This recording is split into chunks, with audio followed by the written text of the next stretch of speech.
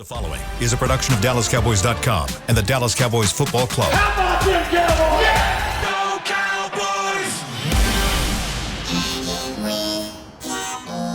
Blowing out of the backfield, exploding down the sideline. This is Hangin' with the Boys, presented by Wingstop, where flavor gets its wings. Now, your hosts, Jesse Holley, Kurt Daniels, and Nate Newton.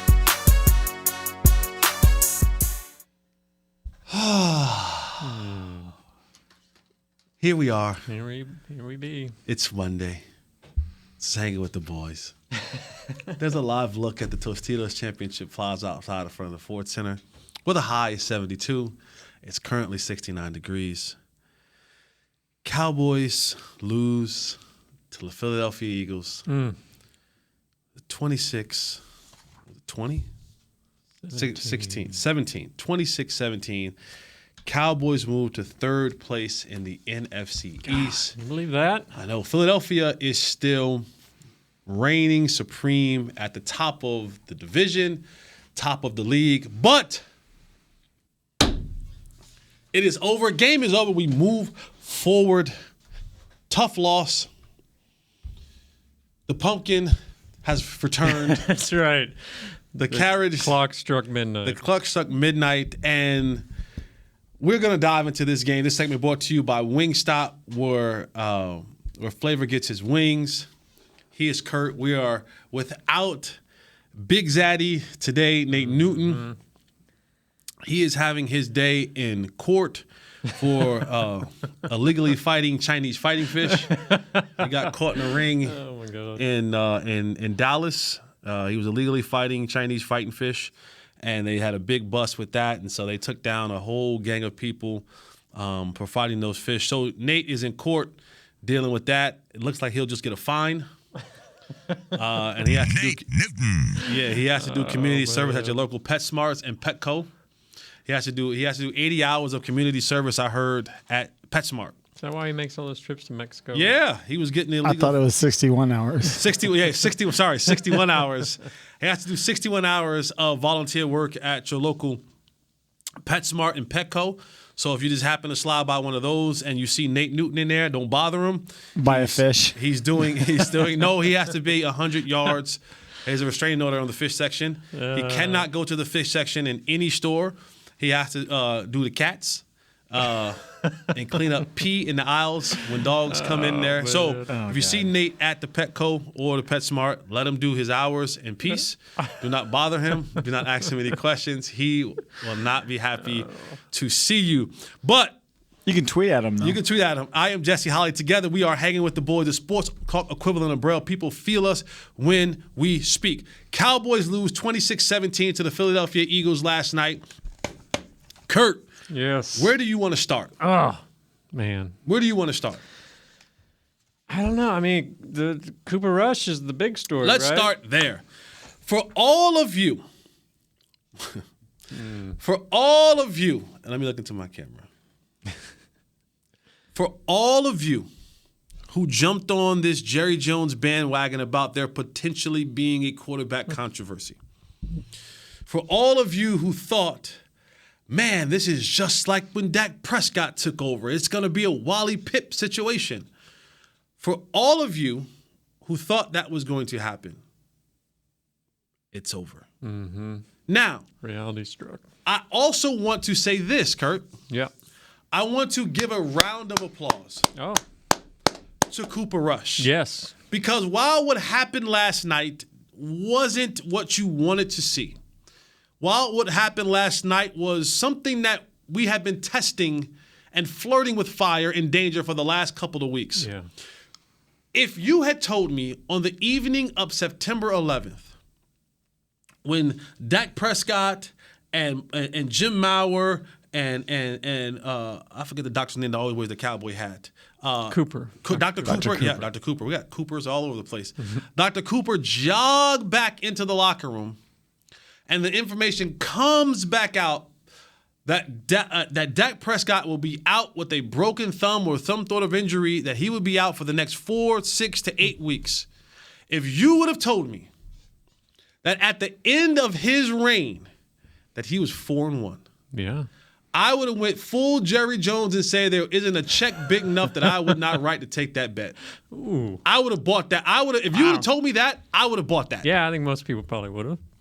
If you would have told me at the end of his reign he was 2-3, would have been more than happy. Yeah. Would have been more than happy. But at the end of his reign, he is 4-1. Yeah. That is remarkable. That is commendable. That is respectable. So there's no Cooper Rush slander here for me. No, it shouldn't be. I'm not giving that. There is none of that. There is a sense of,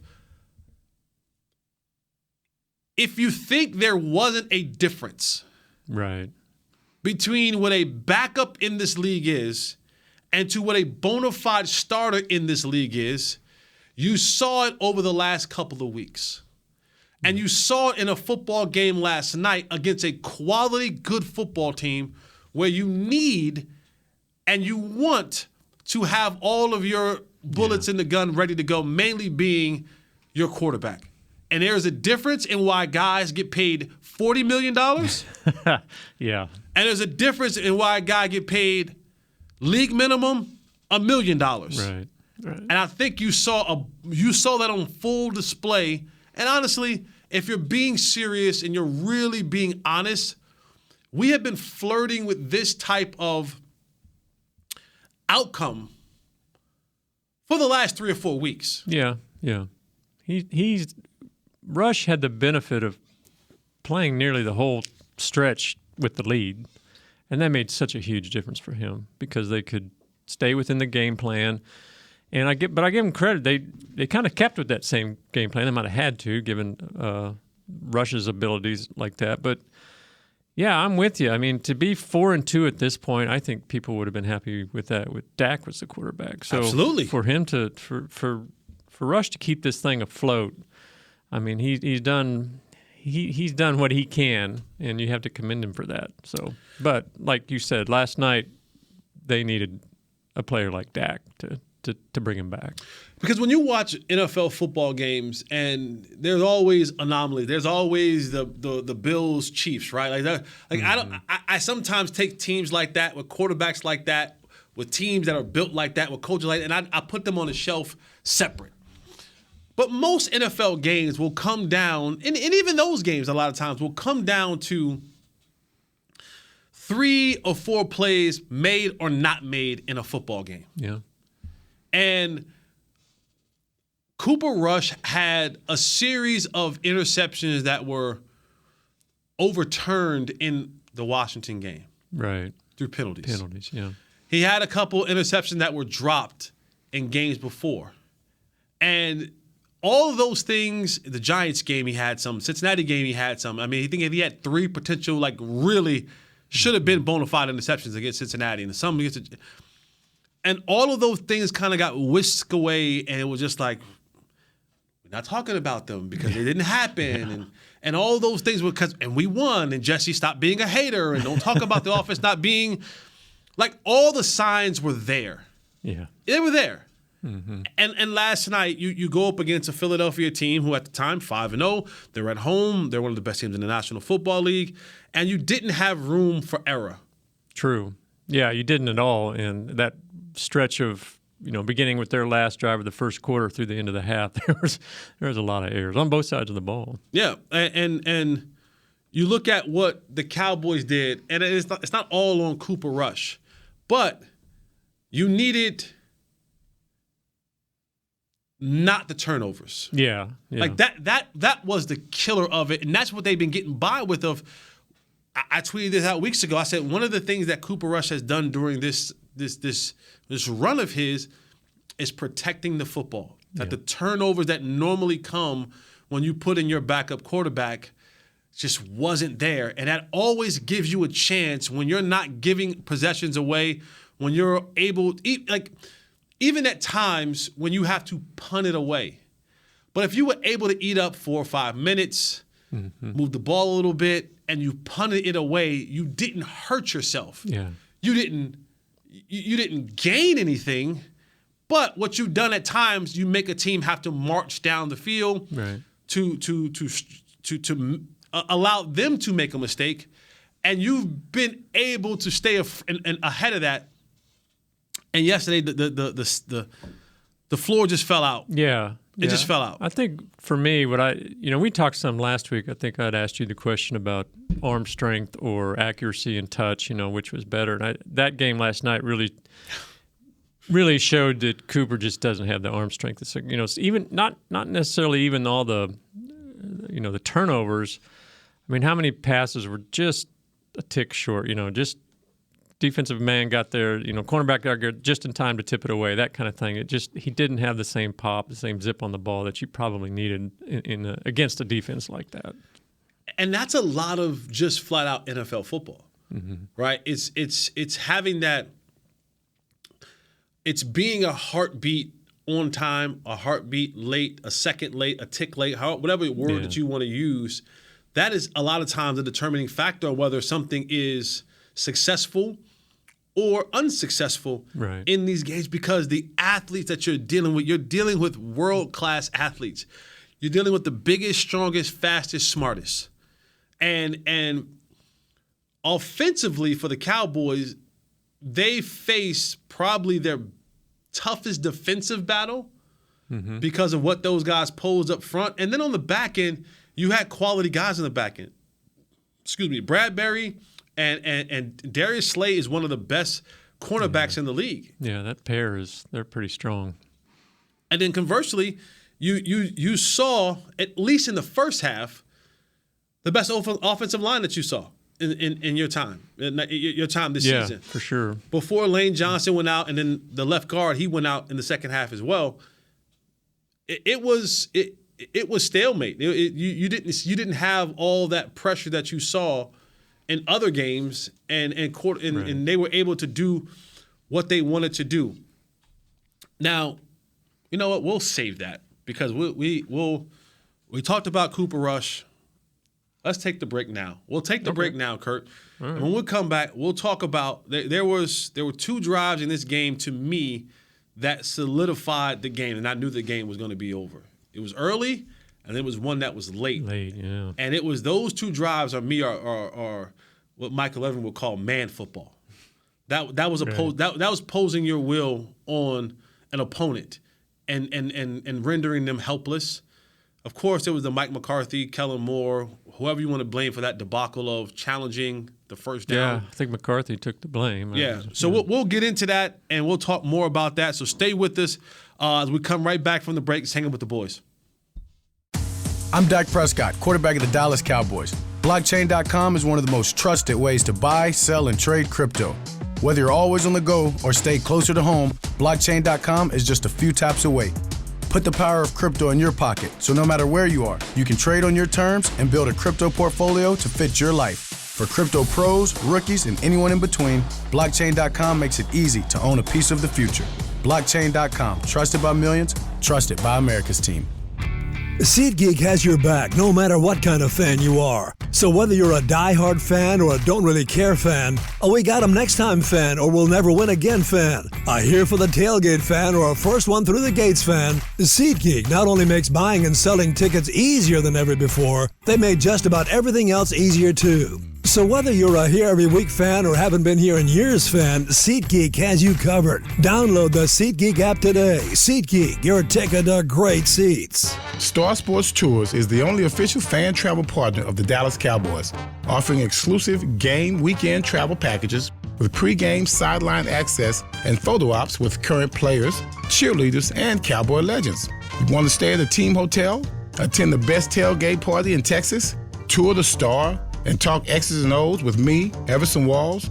With Star Sports Tours, you can. Visit cowboystravel.com to book your travel package today. Hey Cowboys fans, ready to spice up your next watch party? Bring Yo Quiero guacamole and be the game day hero. Yo Quiero means I want, and we know you want great, fresh-tasting, ready-to-serve guacamole for your home gating and tailgating events. Made with real avocados and the perfect blend of spices, it will be the star of any party. You can find us at your local Albertsons or Tom Thumb in the deli section. If you can't find it, talk to your store manager and tell them, Yo Quiero guacamole.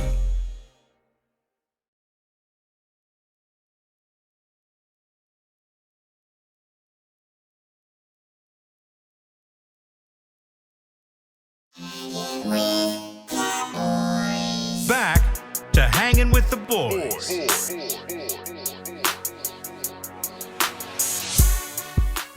Welcome back to Hanging with the Boys. It is non-victory Monday. We got a little bit spoiled. We had 4 Mondays in a row where we were in here hooping and hollering in jubilation for the Cowboys win. But they lost 26-17 to the Philadelphia Eagles last night, Sunday Night Football at Lincoln Financial Field. This segment is brought to you by Blockchain, blockchain.com. Also, single game tickets are available, and you might want to go get them now.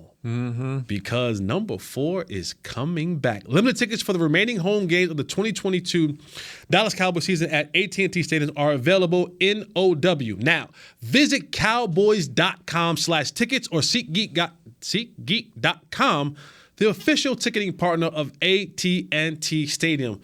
The Cowboys will take on the Lions at home next week. The return of Rain Dakota Prescott. So go get those single game tickets because 4 will be back in the building. Dan Campbell will have those Lions up and ready to go. But I'm not scared of lions and tigers and bears. Is that your own improv there? Or that's an actual song? That's a song. Jasmine Sullivan. Okay. It's a good Jasmine Sullivan. All right. Listen to it. Lion, tigers, and bears. I'm not scared of lions and tigers or bears, but I'm afraid of loving you. Oh, okay. Yeah. Right. So Okay, Jesse. yeah, man. Multi-talented around here, brother. Trust me, brother. I am Luther Vandross in the shower. I really am. I get down in the shower. Like the acoustics in the shower, I go hard. Well, yeah. Yeah, I go hard. I'll give you a Mean Car concert one day. Great. Looking forward to it. I think the glaring thing yesterday was in this game, we saw the resurgence of the dumb penalties. Yes. We saw that yesterday. Why? How'd that happen? This team has kind of been like, you know what? We'll get a penalty here and there, but it hadn't been the dumb ones. No. And then yesterday you come out and you have the extended drive with Dante Fowler. Like, Yeah. Dante, they wasn't gonna snap that, Dante. No. They weren't gonna snap that, Dante. No. Then That you was- have the taunting penalty. Micah guy, he got caught Micah. up. Yeah.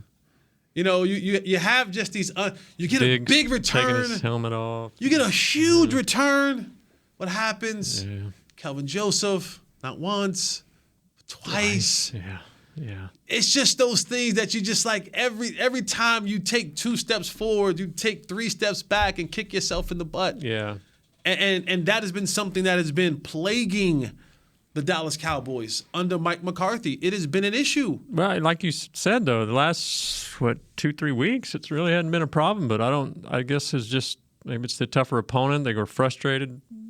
Micah said after the game he was frustrated. Brandon Graham for the Eagles said the Cowboys lost their head a little bit. I mean, I guess that's just a discipline thing. Can a coach straighten that out, or that's just a player? At this point in time, Kurt, I don't know, because we have been asking this question from and about this coaching staff. Yeah. Can you fix the discipline issues? Yeah.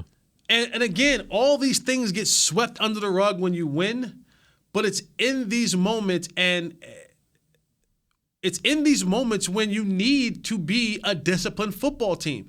It doesn't matter when you're playing against the Washington Commanders. No. You can be undisciplined. You can be kind of loosey-goosey. You can kind of have these hiccups and these mistakes because they're not good enough to beat you. Yeah. But when you play quality football teams, and I look at Philadelphia as a quality football team, this may be a team that you have to see. Not only you'll see them the second time around, but you may see them again in the playoffs. Yeah, for sure. It may go through Philly here. And so it's when we go back and we look at this thing over and over and over again, you go, man, we've heard this story before. We've seen this movie before about these penalties in these big games. And they're two losses. They had the most penalties in both those games, 10 each against the Buccaneers and the Eagles. Another, like I said, double-digit penalty game. Time of possession. 34 minutes and 30 seconds to 25 minutes and 30 seconds. That's a huge difference. Almost. And I would be like, it's just 10 minutes. You don't understand how that feels when you're a defense and you've been on the field and there's already pressure on you. Like, there's pressure. The pressure has been put on this Cowboys defense to be perfect. Yeah, they've needed to be, for sure. Now, you hope when Dak comes back that lessens, but precedent has already been set. You can't go back. Now, you can't regress because Dak comes back. Right. You still have to be as good as you've been these last 5 weeks. Yeah, for sure. Yeah, they're going to have to be. I mean, and as McCarthy said last week, since last spring, they've deemed themselves a defensive first team, and they're going to have to keep proving that. And even with Dak coming back, you're still, are you feeling great about your receivers? You tweeted some out about Gallup. Are you feeling great about your offensive line and what's there? So, yes, this defense can't afford any kind of lapse. You brought up Michael Gallup. Michael Gallup coming off the ACL injury. And I know that I have a different eye than a lot of people have when it comes to that position. Yes, for sure. While Michael Gallup is healthy because he's been medically cleared, Michael Gallup is not right. And most people say it takes a year for that injury to explain that, why he's... Michael Gallup, when you watch him run, and I know people are going to say, well, in the first game he had a touchdown, and there's a difference between running straight or scrambling and running, but when you have to go man-to-man and run a route, especially the routes that are required in this offense, this is an offense that requires routes where you have to start, burst, stop, come out of a break. And I watched on multiple occasions last night, Michael Gallup look like even in his burst, it looks like he's like the gear is stuck. He's running, but he's just like, he's like, it's not a fluid run. And then when it came to getting out of those breaks, the one interception to Darius Slay, when he had the curl route. Yeah. That will be an interception or a breakup 97% of the time. And the reason being is when you have a caliber corner of Darius Slay, who's already playing off coverage, his vision is off coverage. I have enough vision where I can go peripheral receiver, peripheral quarterback. I'm starting 8 yards off. So my pedal is going to go to about 10 or 12. So I'm slow pedaling to 10 or 12. Now, the clock in his head says most routes, I'm giving up the slant because my help is coming from the linebacker. He's coming out underneath the slant, so I don't have to play the slant. The hitch, he and I will both play. If they throw a 5-yard hitch, I'll come, I'll rally. He'll come, we'll rally, we'll make a tackle for a 5-7 yard gain. Cool. Okay. But the way he's playing that is I'm 8 yards off, my inside eye is to the quarterback, my outside eye is to the receiver. I'm taking inside leverage away because of where his alignment is. Anything that's going to go to the outside, I'm going to break off that, or I can turn and run with him up the field. When he's looking at the quarterback and he goes 1, 2, 3, 4, 5, he's breaking. The cornerback's breaking. I don't even care what the receiver's doing anymore. He has declared the ball is coming out. Mm-hmm. And that's how you play through your read. Right. 1, 2, 3. Okay. It's either 1, 2, 3, gone. 1, 2, 3, 4, 5, gone. 1, 2, 3, 4, 5, 6, 7, gone. And all the plays are like I may not see a 7-step drop if I'm a man-to-man coverage press. But I have a clock in my head that goes, if the ball ain't out now, it should be coming out. Yeah. Okay. So once he sees that 1, 2, 3, 4, 5, he's breaking. He's all out. And Michael Gallup, what you want from Michael Gallup is to have that burst of speed that makes him say, once I break that cushion, because I'm a slow pedal from 8 yards to about 10, 12, because that's where most routes break off. Okay. 5 yards, 10 to 12 yards, 14 to 16, 18 to 22, fade balls. All right. That's how those are the numbers of the progression. Yeah. So once he gets to 12, he's going to settle. But what you want is that cushion to be broken by Michael Gallup, that speed to come at him to make him do this, open up at 12. Thinking he's going to go deep. Thinking that he's taking this thing a little bit deeper. Yeah. And then once he breaks off, I'm coming back to the ball while he's getting out of that open. I have to now I have to baseball turn or I have to duck foot and come back down. By that time, the ball was already there. Yeah. But Michael Gallup, between him seeing 1, 2, 3, 4, 5 ball, he's declared, I'm going, and Michael Gallup not having the ability to force him out of that break, out of that slow pedal, and it took him so long to get out of that break. Oh. It was 1, 2, 3, 4.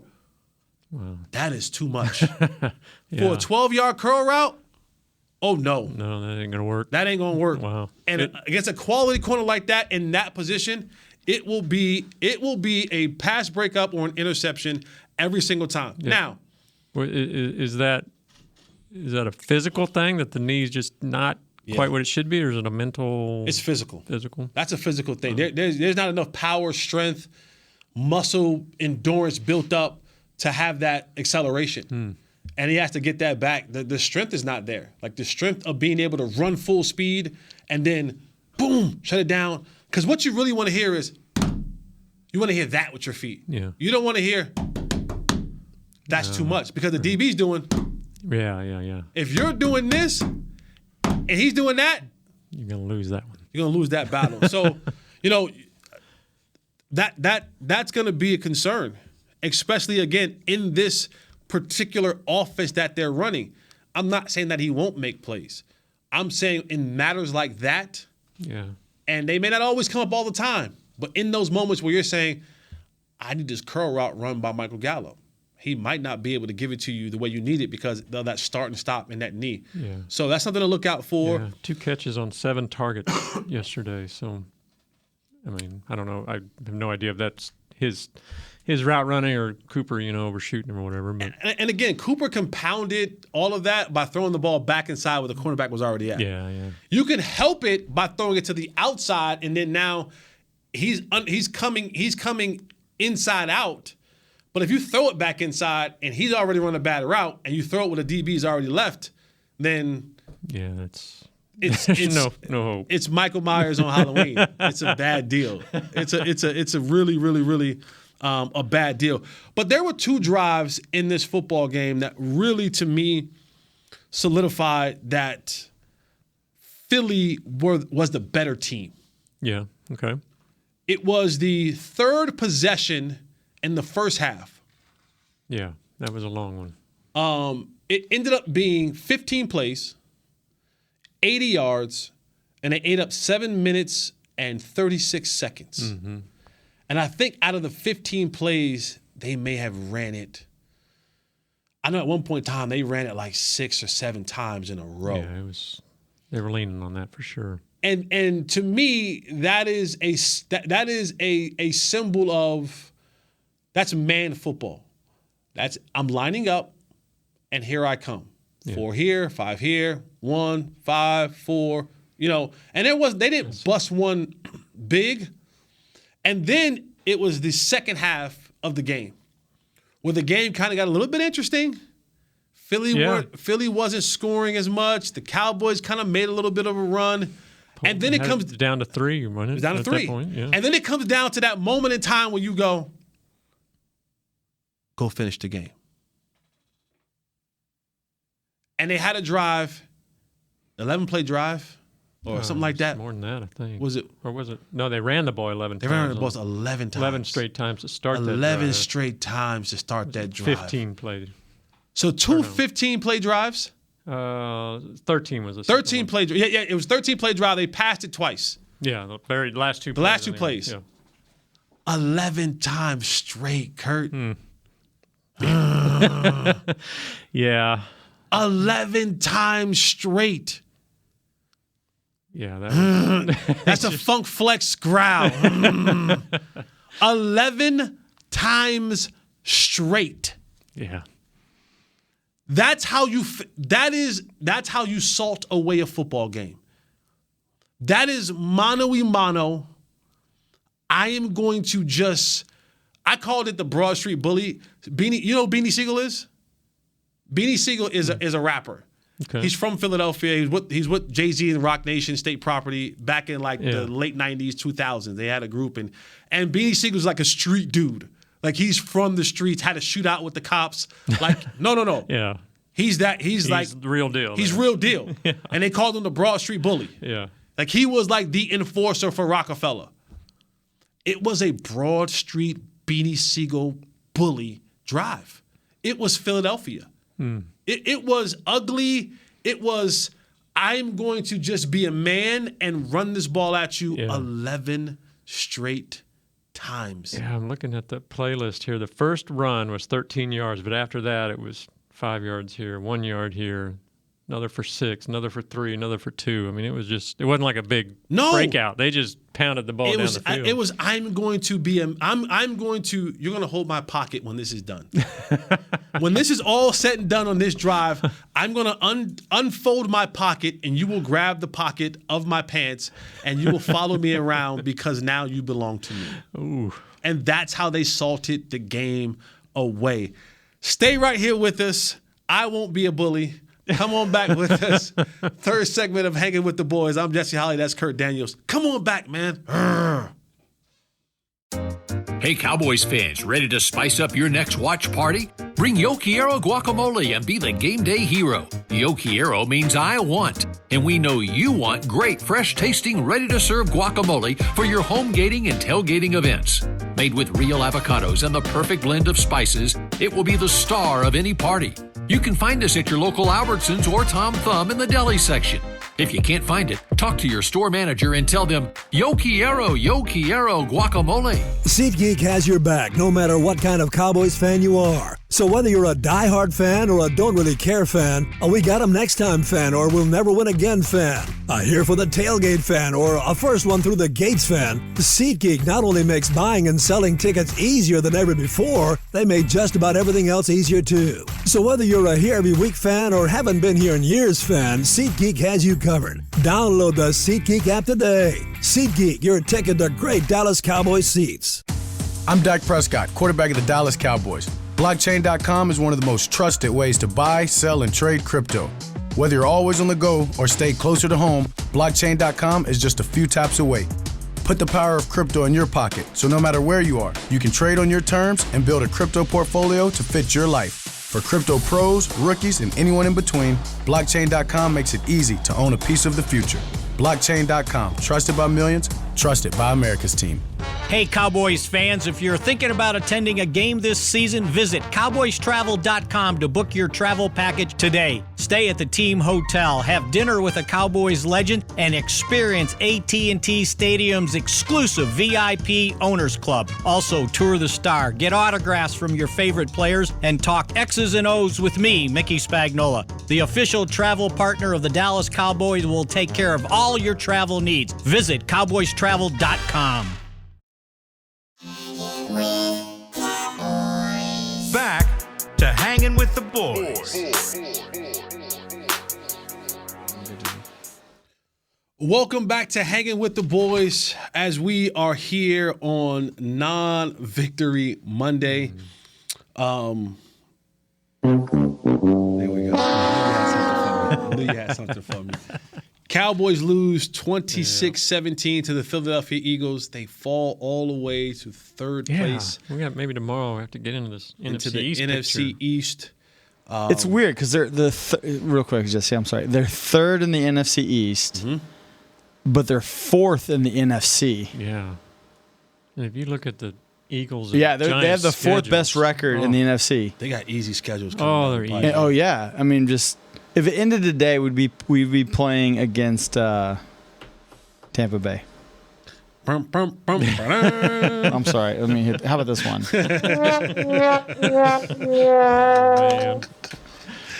Oh, man. I got to ask you, what did you think of the way the Eagles handled Micah? Oh, they figured it out. Yeah. They put him in the blender.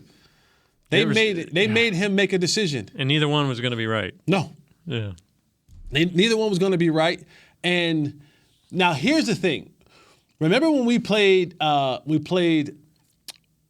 San Diego, and then we turned around and we played the Broncos. And Vic Fangio came out and was like, well, if you just watch film, there's a blueprint. Yeah. Right? no other team, I shouldn't say no other team, very few teams can do what the Eagles did with Micah. Yeah, that's the big question. Because you don't have the threat of Jalen Hurts running the football. Running the ball, yeah.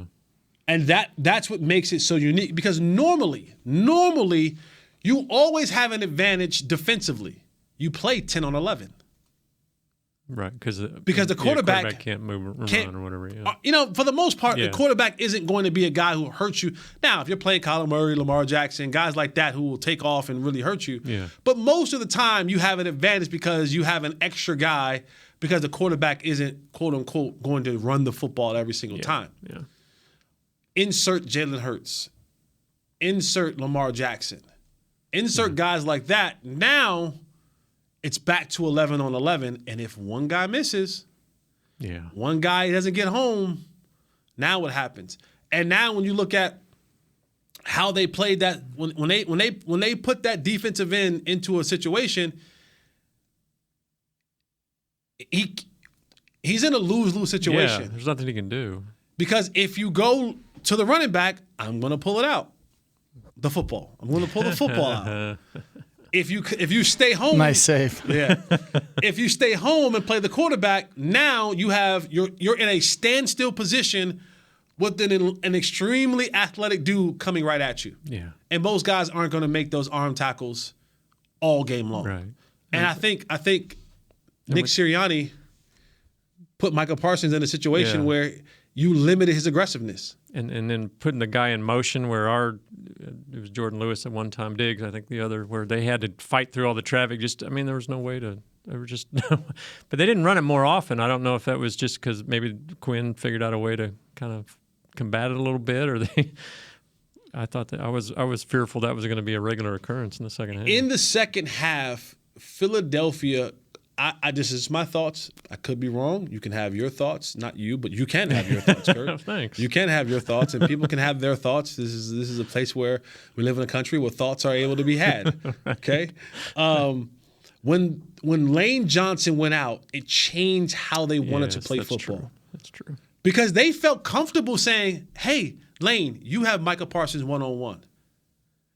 We don't have to commit more guys there. We don't have to – but – they didn't want Micah Parsons, and you saw him kind of get going a little bit in that second half when they had that when Lane Johnson went out with the concussion. Mm-hmm. By the way, park that side note. This concussion thing, while I'm all for it, and I want the safety of the players to be, this is going to cost a lot of football teams some games as the season goes down. Is this a situation where the guy above said he stumbled or something? This is one of those deals, and now because no one ever wants to be the face of the bad league again, right? They're pulling guys out. They're just oh. Yeah. You're not putting my name, my company, my medical license, any of that, no more in jeopardy. So that Tua situation, while it was handled extremely wrong, right, that has now set a precedent across the entire National Football League. And I'm telling you, Kurt, it's going to cost a lot of teams football games because more people are going to be like, no, get him, and he's going to be done. Didn't that happen with Bridgewater of Miami? They pulled him, nobody could find a. They pulled him. I mean, so last night you pull a right tackle, which was a part of the best offensive line probably in football, and it changed how they ran offense. True. They didn't want to sit back there and allow Micah and company to kind of just tee off. So it was different until they had that funk flex drive in the fourth quarter. So to pick back up what I was saying, what was I saying before? I don't even know what I parked it. Well, we're going to tow it away. So doesn't make a difference now. It was how they were changed with you were talking about how they changed the offense, I think. In the second half. It changed the way that they were running offense in the second half. Yeah. With not having Lane Johnson out there. Yeah. So yeah. I don't know. That kind of almost a victory formation where they just bullied the 1 yard. Though I mean, how do you in the world do you ever stop that? It was just incredible. You can't. No, you can't. Not with him back there. I give Vander Esch credit. He tried to do everything he could to get over that line. Jumping over the top does you nothing. Does you no good. No, I wasn't going to get because everybody's going low, so you're not even helping. Yeah. Your best bet is to get behind your defensive line and push them. Yeah, I guess true. That's over true. the top does you no good. But let's before we get out of here, let's address something that I talked about earlier that we get a chance to address. And it goes back to the game management. Mm-hmm. The all-important first down catch by CeeDee Lamb, to which most people who are watching at home, in the bars or wherever you were watching at, clearly saw that was a first down. Yeah. Referee saw different, and that's fine, right? It's fine in the sense of that they're human. They see things. She had one spot. She looked across the field, lined up with her other the other field guy official, had the other spot, and she went to it. Yeah, and she whatever. But you're down 14-0, Mike McCarthy. You're struggling right now. Yeah. Your team is looking for some answers. They're looking for some hope, trying to get a drive out. You have the highest percentage of 3-and-outs in the National Football League. You need to sustain drive. At that point in time, your defense was on the field, even early in that game, far too long. Yeah. There was something between the person who was upstairs, who was supposed to be looking at the monitor. And honestly, Kurt, I don't even give a damn what they said upstairs. Yeah. My team needs this. My team needs this. Right. If I'm wrong, I am wrong. But I am challenging this. Yeah.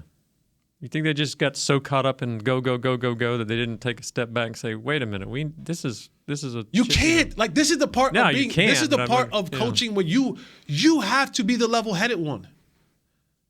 You have to be the one that goes, "Whoa, I know we're in turbo, red ball, whatever you want to call it, but wait a second. Yeah. Let me look at this again. Right. Oh, wait a second. Fourth down, I'm backed up. At least let me try." Yeah. And then if I don't get it, it gives me enough time. It gives my offensive coordinator enough time to work through a series of plays in his head. And then you run a passing play in that moment. Yeah, that wasn't, you had Rush rolling out right, bootlegging or whatever. Two guys ran into each other. It was just all around. It was just not. It was like you guys were rushing to do something that everything should have been, whoa. Let me look at this again. The hell, they ain't got to even tell me upstairs. I'm down 14-0 right on the road. In my own end here. At my own end. I don't get this. It gets bad. Let me be an adult here and take my time and say, hey, let me throw this flag. Let's just look at this again. Yeah. And if I'm wrong, cool. But at that point in time, I'm not looking in the fourth quarter while I get a challenge back. I'm looking at the moment like right now, I need something to go for my football team. I can't give the ball back to that offense again. Yeah. Let me try to put something on the board. And I think Mike McCarthy, in that moment, he failed his football team. Yeah, I think he just made the bet. Like you said earlier, you can't get caught up in what's going on, but it seemed like they were just so determined to get this turbo thing going to we got 1 yard, let's do it. We're going to catch them off guard. Yada. We got the play set up. It all worked out, whatever. But no, in this situation on your own 35 or whatever it was, you have to take that step back. I think so. And that goes – we try to defend Mike McCarthy at times, and everything will be going good, and then he'll have his bonehead moment like this, and you go, "Yeah, there he goes again." there it goes again. You wish that he just had the kahunas to go, "No, hey, everybody, calm down. Yeah. Hey, no, be quiet. We're challenging this play." Right. I was standing there, and I looked at the jumbotron. It looks like we're challenging the play. I got this. Like that, as a coach, you got to sometimes take that and stop listening to hey, calm down. Yeah. Whoa. We're challenging the play. Look close. Let's challenge it. While I'm challenging it, y'all work on something because we're going for it. But let me challenge it first. Right. I think Mike McCarthy failed his football team in that moment, and it just was a part of the cluster mess that was the Cowboys football team in a game that you wanted to win, but the odds were stacked against you. That whole second quarter from offense, defense, coaching, I mean, it just fell apart for them. They almost dug out of it, but in the end, it was just too much they wore themselves out getting there. All right, man. We're done. We're done. Made it. We made it. Just the two of us. Just the two. Now, when I say that song, who do you think about when you hear it? Just the two of us? Yeah. It will show our age difference. Go ahead. God, what's his name? Just the two of us. Yeah, that's the song. The sax correct. player, and yeah. See, I think of Will Smith. That's the difference between you and I. No, He remade that. He remade that song. No. He did it like No. Bill Withers. Bill Withers, and who was the sax player? Kenny G. I don't know. No, Stanley Gordon or somebody like that. I don't can't know. remember. But I think Will Smith. No. No. I'm cheating the song. Yes. I knew you would have the right answer. You would have the original, and I would have the remake. But I was like, when I hear it, I think of Will Smith singing that song. Oh, with the you're two too of us. young, man. Too young. I know, man. I know. All right, man. We're out of here. Enjoy the rest of your Monday. We'll be back tomorrow, full crew. We hope Nate's. We hope. I hope he got his community service for the morning time. But again, if y'all see Nate at the Petco, don't bother him, man. Just let him do his community service hours. He has to do 61 hours of community service. He got himself caught up in an illegal Chinese fighting fish ring. Nate's always about the competition. Yeah. He's always about the competition. I saved Zeke for him. I didn't mention Zeke purposefully because I know when he comes back tomorrow, if everything worked out, we might have to do a GoFundMe to do his court costs and his fines to his lawyer. But again, let Nate do his community service in peace at the local PetSmart or Petco, wherever they have him at. Remember, he has to stay 100 yards away from the fish. And he has to only deal with. It's gonna be really hard at the store. I don't know if it's 100 yards. So thank you guys, man. For Jesse Holly, that's Kurt Daniels, Chris in the back. We appreciate you, man. Hanging with the boys. We out. This has been a production of DallasCowboys.com and the Dallas Cowboys Football Club. How about this, Cowboys? Yeah!